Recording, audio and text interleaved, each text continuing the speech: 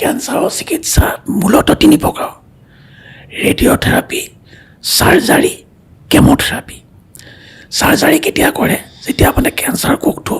বা যিখিনি মাংসপিণ্ডটো এটা জেগাত সীমিত হৈ আছে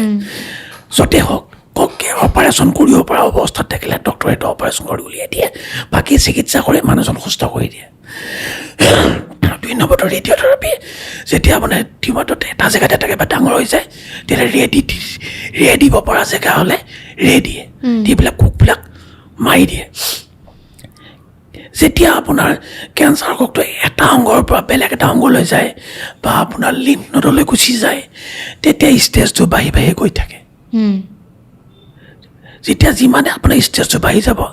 চাৰ্জাৰীৰ কাম নোহোৱা হৈ যায়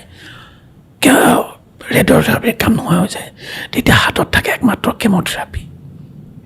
এটা কেমোথেৰাপি আকৌ আজিকালি বহুত ভাগ হৈছে তাৰে হৈছে কি কেমোথেৰাপি আগৰ যিখিনি ঔষধ আছে কেমোথেৰাপি বহুত ঔষধ ভাল ঔষধ ওলাই গৈছে ছাইড এফেক্ট আজিকালি কম দ্বিতীয়তে আৰু 2টা নতুন থেৰাপি ওলাইছে এটা হৈছে আপোনাৰ ইমিউনোথেৰাপি ইমিউনোথেৰাপি হয় আৰু এটা আছে আপোনাৰ টাৰ্গেটেড থেৰাপি